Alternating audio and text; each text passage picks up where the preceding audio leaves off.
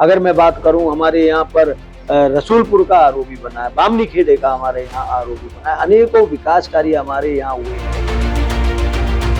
आज आप मंडी की हालत जाके देखें, आवारा पशुओं को आप देखें, वहां पर पॉलीथीन वगैरह वो खाते रहते हैं, बीच सड़कों पर हाईवे पर पशु बैठे रहते हैं। उनका समाधान कब निकलेगा? तीसरी बार भारतीय जनता पार्टी की सरकार बनेगी। भारतीय जनता पार्टी का कमल पलवल और पलवल जिले के अंदर खिलेगा। विधायक जी, आपने आपकी सरकार में मेट्रो की घोषणा की थी पलवल में, कहां तक पहुंच गई? हरियाणा में विधानसभा चुनावों की चर्चाएं लगातार तेज होती जा रही हैं। ऐसे में नेताएं जनता से जुड़ रहे हैं और लगातार जनसभाएं कर रहे हैं। ऐसे में हरियाणा के पलवल जिले से भाजपा से मौजूदा विधायक दीपक मंगला मेरे साथ मौजूद हैं। इनसे चुनावी चर्चा में आज हम जुड़े हैं। सर, सबसे पहले माय हिंदी पर आपका स्वागत है। बहुत बहुत धन्यवाद ज्योति जी। अभी हाल ही में पार्टी द्वारा कई घोषणाएं हुई हैं सर, कौन कौन सी घोषणाएं हैं, क्या जनता के लिए लेकर आए हैं? देखिए, हमने जब से भारतीय जनता पार्टी की सरकार बनी है, बहुत विकास कार्य इस पलवल के अंदर हमने करवाए। अगर मैं बात करूं रोड्स की, तो आज हमारा पलवल कनेक्टिविटी की दृष्टि से हरियाणा नहीं प्रदेश में अव्वल बना। KGP, KMP, Delhi Baroda road, Palwal का एलिवेटेड फ्लाईओवर, जब हम पेलक इंटरचेंज, आज ये हमारे यहाँ बन करके तैयार हो गए। और अगर मैं बात एजुकेशन की करूं, हमारी विश्वकर्मा स्किल डेवलपमेंट यूनिवर्सिटी है, बड़ौली के अंदर हमारा कॉलेज बना है, पलवल की आईटीआई हाईटेक आईटीआई हुई है, कुशक के अंदर आईटीआई बनी है, नवोदय विद्यालय हमारा गांव रसूलपुर के अंदर 28 एकड़ में बन करके तैयार हुआ है।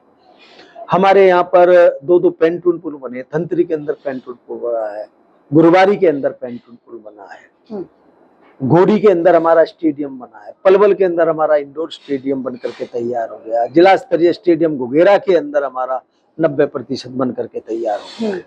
हमारे यहाँ पलवल से हाई टेंशन तार जो हाईवे पर जा रही थी, हमारी जो बहुत घनी आबादी वाली बस्तियां उनके ऊपर से जा रही थी, वहां से वो हमारी हाई टेंशन तार हटी है। पहले हैवी के ड्राइविंग के लाइसेंस झज्जर में बनते थे, आज हमारे पलवल के बस अड्डे पर बन रहे हैं। पलवल की शुगर मिल की क्षमता बढ़ी है। अगर मैं बात करूं, पलवल में हमारी 189 करोड़ रुपए की अमृत योजना से हमारे यहाँ सीवरेज ट्रीटमेंट प्लांट का काम चल रहा है। हमारा पलवल रजवा पक्का हुआ, भंगोरी रजवा हमारे यहाँ पक्का हुआ है।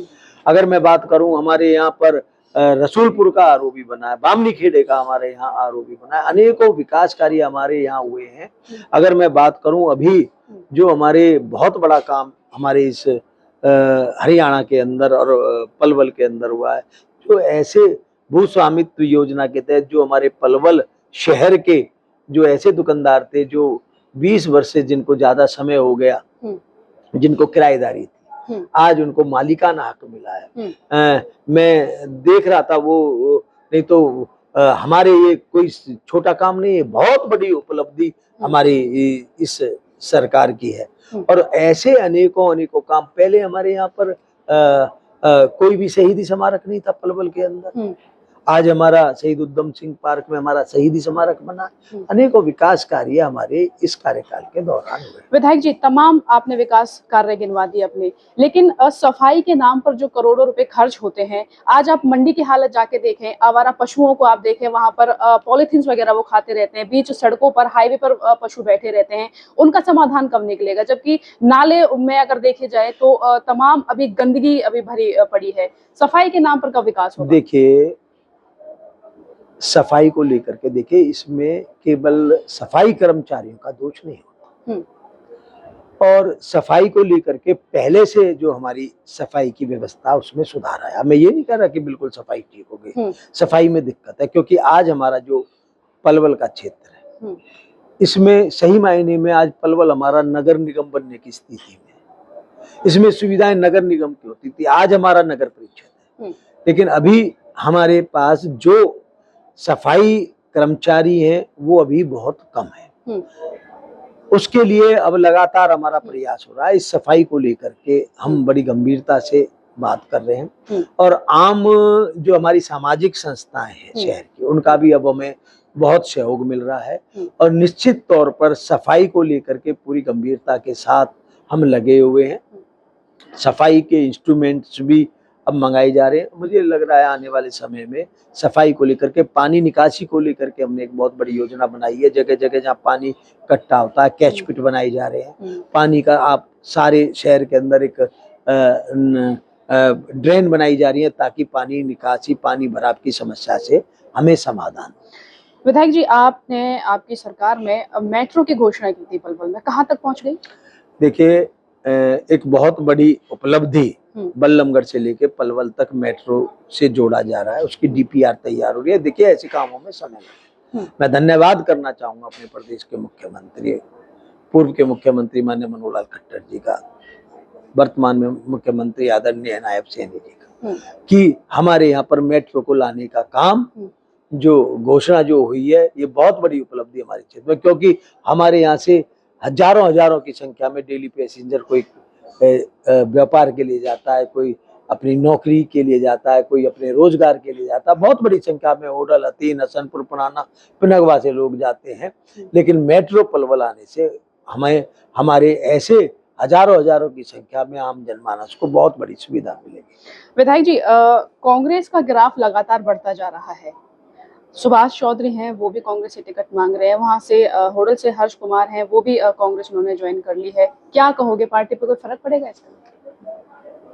देखिए, मैं तो यही कहूंगा कि मैं ज्यादा तो बात नहीं करता। जो भी चुनाव हमारे यहाँ पलवल में सब भारतीय जनता पार्टी ने जीते। भारतीय जनता पार्टी का ग्राफ, भारतीय जनता पार्टी पर हरियाणा की जनता का आशीर्वाद बना है। भारतीय जनता पार्टी ने जिस तरीके से विकास कार्य कराए, हरियाणा की जनता का विश्वास लगातार बढ़ रहा है। निश्चित तौर पर भारतीय जनता पार्टी की तीसरी बार सरकार हरियाणा के अंदर बनेगी।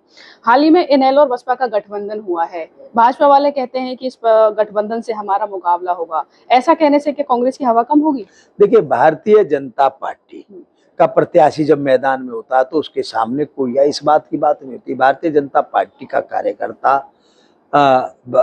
कमल के लिए दिन रात एक करके कमल को जिताने का काम करता है, और आम जनमानस का आशीर्वाद लेकर के, आम जनमानस के सहयोग के साथ भारतीय जनता पार्टी का का कार्यकर्ता चुनावी समर में उतरता है। और निश्चित तौर पर फिर तीसरी बार भारतीय जनता पार्टी की सरकार बनेगी। भारतीय जनता पार्टी का कमल पलवल और पलवल जिले के अंदर खिलेगा, और निश्चित तौर पर भारतीय जनता पार्टी की सरकार बनेगी। विधायक जी, लोकसभा चुनावों में तो प्रधानमंत्री नरेंद्र मोदी के चेहरे पर आपको वोट मिल गया, लेकिन ये विधानसभा चुनाव है। यहाँ चेहरे पर, काम पर, विकास पर, तमाम ऐसी चीजें जनता देखेगी जिस पर वोट देगी। देखिए, मैं आपको बताना चाहूंगा, चाहे हमारे ब्लॉक के चुनाव हुए, चाहे हमारे जिला परिषद के चुनाव हुए, चाहे हमारे कोऑपरेटिव के चुनाव हुए, चाहे पलवल नगर परिषद के चुनाव हुए, कमल खिला है। भाजपा से टिकट मांगने वालों की लाइन बड़ी लंबी है पलवल के अंदर, क्या कहोगे? देखिए, कार्यकर्ता को टिकट मांगने का अधिकार है, लेकिन भारतीय जनता पार्टी का कार्यकर्ता जिसको टिकट मिलती है वो चुनाव लड़ता है, कमल का फूल चुनाव लड़ता है, ये कोई विषय नहीं होता। देखिए, हर एक पार्टी के अंदर कार्यकर्ता टिकट मांगता है, उसका अधिकार है। अब पार्टी जिसको टिकट दे देती है, सारी पार्टी उसके साथ लग करके उसको जिताने का काम करती है। आखिरी सवाल, मुकाबला किससे मानते हैं? देखिए, भारतीय जनता पार्टी का कार्यकर्ता जब मैदान में उतरता है तो उसके सामने कोई आए, भारतीय जनता पार्टी का अपने विकास के कार्यों को लेकर के भारतीय जनता पार्टी चुनाव लड़ती है। भारतीय जनता पार्टी जनता के आशीर्वाद से चुनाव लड़ती है। भारतीय जनता पार्टी अपने एजेंडे के आधार पर चुनाव लड़ती है, और निश्चित तौर पर भारतीय जनता पार्टी इस बार चुनाव में पलवल से भी जीतेगी, और तीसरी बार भारतीय जनता पार्टी की सरकार हरियाणा के अंदर बनेगी। माँ हिंदी की चुनावी चर्चा में पलवल से मौजूदा विधायक दीपक मंगला आज हमारे साथ जुड़े। इनसे तमाम हमने चुनावी चर्चाएं की, और विकास कार्य की जो घोषणाएं हुई है वो घोषणाएं उन्होंने हमें बताई। ऐसी ही चुनावी चर्चाओं के लिए आप माँ हिंदी के साथ बने रहें।